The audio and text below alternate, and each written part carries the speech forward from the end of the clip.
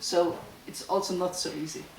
But I have to admit that there are things not in grammar, the use of small words in German, that I become very free about it, and I use them in a quite ungrammatical way, and my editors know it, and my editors, that's really their task, because the Hebrew and in a way the English background, which has also, the English has quite some influence on Hebrew, so that they say, but you translate from Hebrew, not from English. Why do you do typical things that English translators do? And I have no idea how it comes. So there is, I think it is a problem. And it is whatever you do,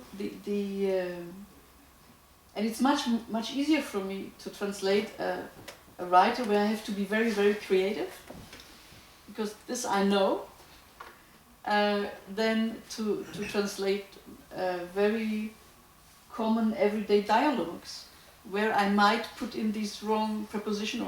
But the good thing is, at least as this is the field where I'm really weak, or where I'm getting weak, and as soon as you give me the right, I say, of course, I know.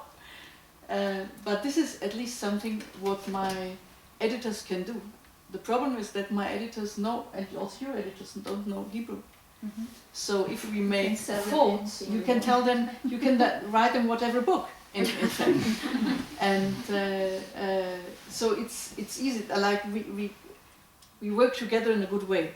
That they have to correct something what they know to correct, and but it is not so easy. And now, as we did the last book by David Grossman, which is a stand-up comedy evening, full of slang, and it was really hard to find a fitting language for it. How do you call that book in Hebrew? It's called A Man Comes Into a Bar. A horse comes into a bar. Yeah.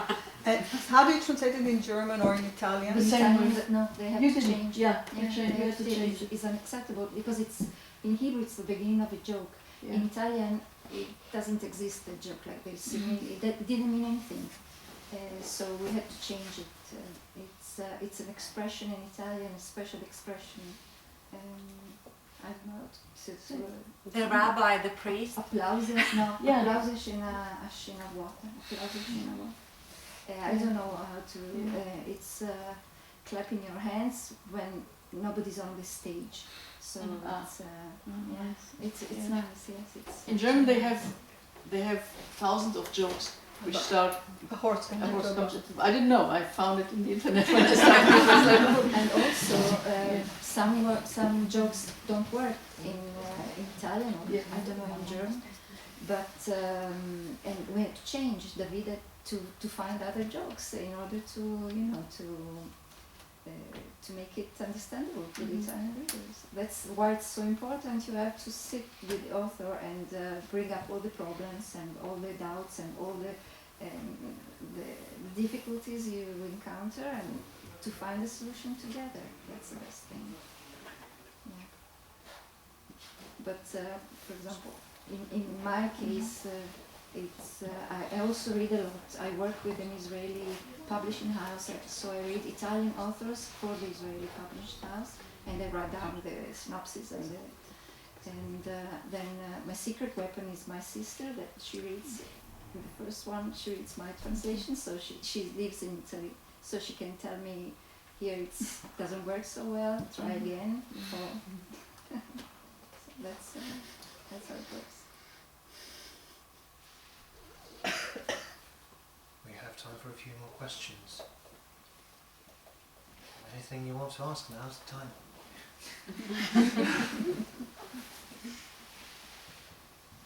Try Latvian.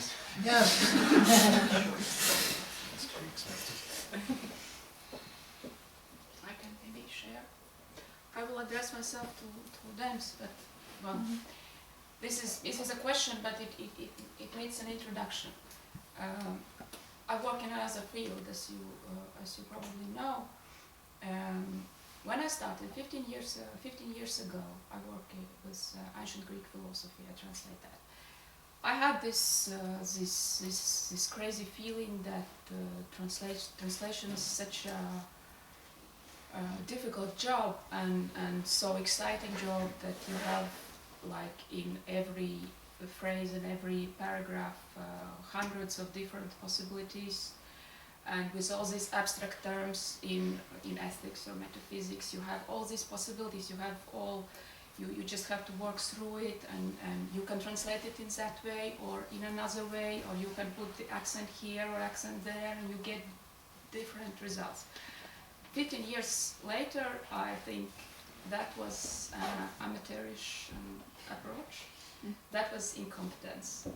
Because to be a translator for texts that are more than 2,000 years old, you need not only competence in language, which is difficult to get, but also competence in the culture and the realia they are speaking about, and also the general system of this particular philosopher or philosophical systems they are working with.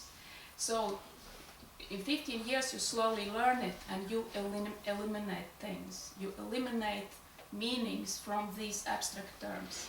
And then you get down to 3 or 2. Then you look up, you don't think, you look up, you find there are doctoral dissertations written about these particular abstract terms. Then you eliminate to 2, then you think. And then with all your understanding and your background, you choose one option, you translate it, there's one correct translation. Maybe there is another one and you put it in your footnotes, you explain to the reader, there is another way to understand this particular term or this construction or this statement or argument, and I explain it here. Can you follow me in this? But what about the third version? Because you said first that you had 3 versions, and you narrowed down to 2. Yeah, you narrow down it to 2 because you understand that the third was just a subcategory of the first or the second. Yeah, this is a problem when you deal with ancient texts. Because like in the case like of Italian or German, I can always go to Italy or Germany and stay there like for a year or 2 and listen to people speak and read newspapers and all this Umkreis, everything that is around the word. But with ancient Greek and Latin, you just have literary sources that are just remains of something that has been lost or has come down to our days just by coincidence. And this is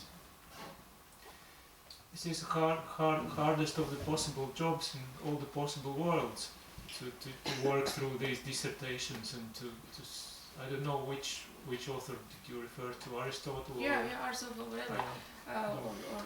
I could talk also about Roman orators or Greek historians. But can you follow me in this that I am very close? I have come very close to a very radical position that states there is one correct way to understand this particular phrase. Ergo, there is one correct way to translate it. This is very radical, but you see where I'm moving. I see, yeah. It is a bit radical. I think that your translation as a scientific kind of analysis could be very, very useful. I'm not sure if it's really, if you could fully like state that you have eliminated the other reading on 100% correct grounds, because it's your reading. Every reading, when I do a translation, it's my reading. It's always possible to put other, as you said, accents and other things. And, well, Aristotle, he is vague at some points.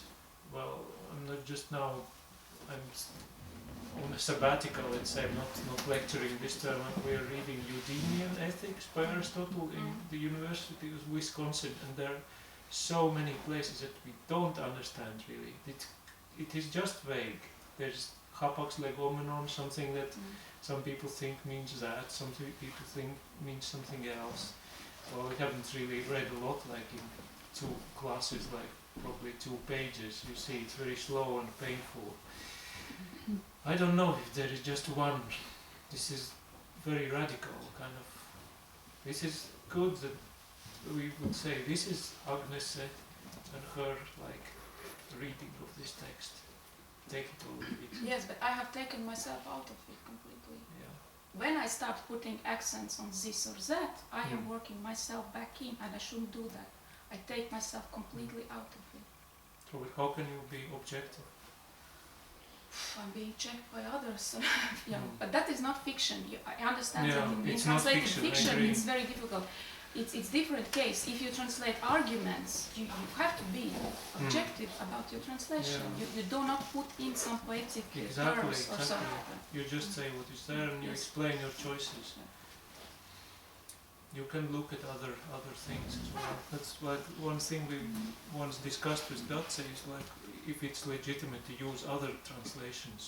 Sometimes it is good if you have doubts, but it is like the feeling that you have a man that has two watches never knows what time it is. You see, when I understand something in one way and I see that the Russian translator or the English translator or the German translator has understood it slightly differently, I would just end up like being a bit lost and confused. Sometimes you just have to be brave and say that that's my individual interpretation. But I see that you are like for a rigorous rigueur. This is good. In Aristotle, I fully support this. I have a question about literature and fiction. Some of you are like trustful and trustworthy husbands and wives, meaning you take one author, Grossman or Eco, Bolaño or Welbeck, and you just stick to it and you translate it, and in some cases, as Dan's probably said, I'm fed up with him, but still everyone knows that Welbeck, at least these books were by the same translator. And so what makes you become unfaithful for that one author? Is it simply boredom or there are other reasons? And another one, why you are taken sometimes with one author that you become that ultimate translator of this one, writer.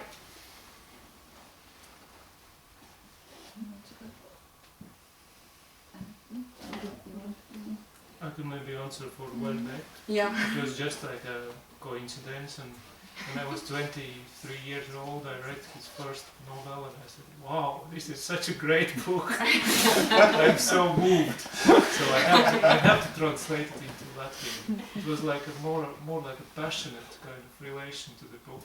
But as time wears on and you become like older and more tired and more experienced, you say, no, this is just a manipulation. This is not like, it's not true. It's just a like nice construction. And so you get kind of tired, and now I'm translating his last book, Soumission, Submission, and really, I just thought, oh no, this is just getting worse and worse.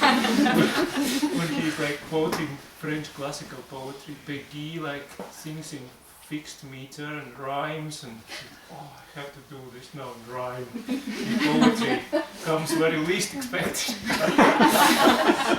it's probably, there is no one reason. It's just it's like evolution of your career. I think I will not translate them anymore, so any volunteers in this group?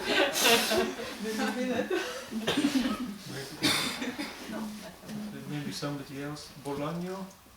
No, sometimes it's like just like falling in love with, for example, with Sabados-Kaite. It was I had to share it with other people and just waiting for another book and another book and another book. And sometimes it's like a long relationship. It was with Bariko, it was maybe 8 books, and after was a stop for 4 maybe or 5 years, and now I translated one more book. I said, oh, you are still there.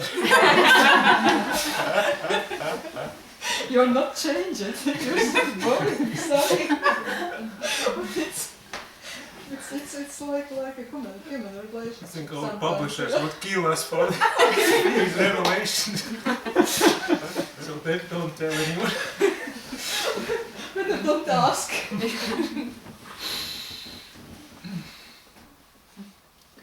Yeah, but I think when an author gets boring to you, you really have, if you can change it, because I mean, what we deal with, we don't deal with the plot, we deal with the language.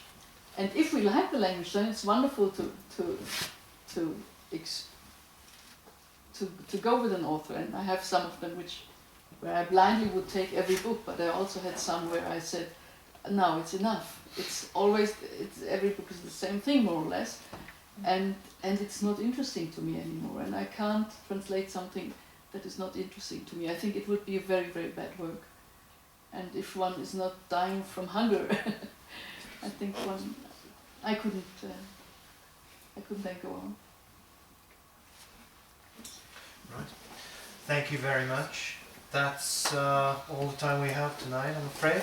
But thank you so much for coming. And And there's wine downstairs. oh, is there?